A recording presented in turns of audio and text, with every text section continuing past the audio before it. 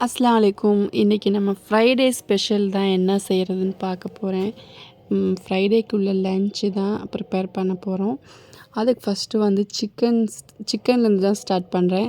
Chicken 65 செய்ய போகிறேன். அதுக்குள்ளே மசாலா தான் மிளகாத்தூள், மஞ்சத்தூள், ஜீரகத்தூள், அதுக்கப்புறம் தயிர், லெமனு, இஞ்சி பூண்டு பேஸ்ட்டு, கரம் மசாலா, தந்தூரி மசாலா போட்டு நல்லா மிக்ஸ் பண்ணிவிட்டு வாஷ் பண்ணி வச்சுருந்த சிக்கனையும் போட்டு நல்லா அதில் போட்டு மிக்ஸ் பண்ணி நல்லா பெரட்டி எடுத்துக்கோங்க. அதை அப்படியே வந்து நம்ம கொஞ்சோண்டு எண்ணெயும் ஊற்றி பெரட்டி எடுத்து அப்படியே ஒரு அரை மணி நேரத்துக்கு ஃப்ரிட்ஜில் வச்சுட்டு அது அப்படியே அரை மணி நேரத்துக்கு ஃப்ரிட்ஜில் இருக்கட்டும். அரை மணி நேரமோ 1 மணி நேரமோ ஃப்ரிட்ஜில் இருக்கட்டும்.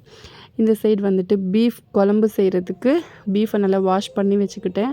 அதுக்கு வந்து தக்காளி, வெங்காயமும் அறுத்து போட்டேன். ஒரு தக்காளி 2 பெரிய வெங்காயம் போட்டுட்டேன். அதுக்கப்புறம் சோம்பு, ஜீரகம் கொஞ்சோண்டு, மிளகு கொஞ்சோண்டு, மல்லித்தூள் ஒரு 1½ ஸ்பூனும், மிளகாத்தூள் ஒரு அரை ஸ்பூனும், அதுக்கப்புறம் கரம் மசாலா, இஞ்சி பூண்டு பேஸ்ட்டு போட்டிருக்கேன். அப்புறமேட்டு மட்டன் மசாலாவும் போட்டிருக்கேன். போட்டுட்டு உப்பு போட்டுட்டு தயிர் ஊற்றிக்கிட்டேன். தயிர் ஒரு 1/4 கப்பு ஊற்றி நல்லா மிக்ஸ் பண்ணிக்கோங்க. நான் எண்ணெய் எதுவுமே ஊற்றவே இல்லை. நல்லா மிக்ஸ் பண்ணிவிட்டு ஒரு 5-6 விசில் பீஃப் வேவுற அளவுக்கு 5-6 விசில் விட்டு எடுத்துக்குவோம். நல்லா வெந்து ஓரளவுக்கு வந்துருச்சு. கொஞ்சம் தண்ணி மாதிரி தான் இருக்கும். நான் தான் பீஃப் குழம்பு தானே வைக்க போகிறோம். அதுக்கப்புறமேட்டு தேங்காய் அரைச்சி ஊற்ற போகிறோம். தேங்காவும் முந்திரி பருப்பும் போட்டு நல்லா பேஸ்ட்டாக அரைச்சிட்டு அதை அப்படியே அதில் ஊற்றிக்குவோங்க. அந்த குழம்புல ஊற்றிட்டு கொஞ்சமாக உப்பு செக் பண்ணி உப்பு போட்டுக்கோங்க. எனக்கு உப்பு கம்மியாக இருந்துச்சு.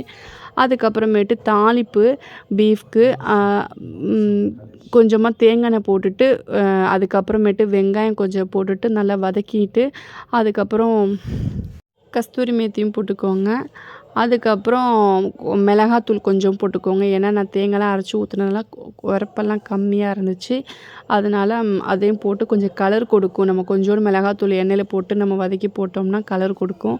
அதை அப்படியே குழம்புல போட்டு மிக்ஸ் பண்ணிவிட்டு அதோட அதுக்கப்புறமேட்டு சிக்கன் பொரிக்கிறதுக்கு சட்டியில் எண்ணெய் வச்சுருக்கேன். அதையும் பொரிச்சிடுவோம். இடையில வந்துட்டு எங்கள் வீட்டுக்காருக்கு கேசரி வேணும்னு சொல்லியிருந்தார். அதனால ரொம்ப நாள் ஆச்சுன்னு சொல்லி அவருக்கு கேசரி ரெடி பண்ணலான்ட்டு சட்டியில் கொஞ்சமாக எண்ணெய் ஊற்றிட்டு ரவா போட்டு நல்லா வதக்கிட்டு அதுக்கப்புறமேட்டு தண்ணி போட்டு உப்பு போட்டு மிக்ஸ் பண்ணிக்கிட்டேன். அப்புறமேட்டு கலர் போட்டுட்டு அதையும் நல்லா மிக்ஸ் பண்ணிவிட்டு நல்லா தண்ணி வற்றி வரும்போது சர்க்கரை போட்டுக்கிட்டேன். சர்க்கரையும் போட்டு நல்லா மிக்ஸ் பண்ணிக்கோங்க. நான் நெய் வந்து கடைசியில் தான் போட்டேன். ஃபஸ்ட்டே ஏன் எண்ணெய் போட்டேன்னா கேசரி வந்து நல்லா சாஃப்டாக இருக்கும். இன்னொன்று வந்து ஒரு மாதிரி கட்டி பிடிச்சி அப்படிலாம் இருக்காது. நல்லா டேஸ்ட்டாக இருக்கும். சர்க்கரை தேவையான அளவு ஆட் பண்ணிவிட்டு நல்லா மிக்ஸ் பண்ணிக்கோங்க. நல்லா ஓரளவுக்கு ஏலக்காய் பொடியும் முந்திரி பருப்பும் நான் நெய்யில் முந்திரி பருப்பு தாளிக்காமல் அப்படியே தான் போட்டேன். அதுக்கப்புறமேட்டு கொஞ்சோண்டு கடைசியில் நெய் ஊற்றி நல்லா மிக்ஸ் பண்ணி அவ்வளோதான், ஃப்ளேம் ஆஃப் பண்ணிடுங்க. அதுக்கப்புறம் சிக்கன் ஃப்ரை பண்ணுறதுக்கு எடுத்து வச்சுருக்கேன். சிக்கன் பொரித்து எடுத்து வச்சுருவோம். இன்றைக்கி வந்து நான் நெய்ச்சோறு தான் ஆக்கியிருந்தேன். பாஸ்மதி ரைஸில் நெய்ச்சோறு ஆக்கியிருந்தேன். சூப்பராக இருந்துச்சு. அரிசி ஒன்று கூட உடையாமல் சூப்பராக வந்துச்சு நெய்ச்சோறு. இதே நான் பிரியாணி ஆக்கலான்னா பிரியாணிக்கு கண்டிப்பாக எனக்கு அரிசி உடஞ்சிரும் இல்லையா, சாப்பாடு குழஞ்சிரும், அந்த மாதிரி ஏதாவது ஒன்று ஆயிடுது. ஆனால் நெய்ச்சோறு பர்ஃபெக்டாக சூப்பராக வந்துச்சு.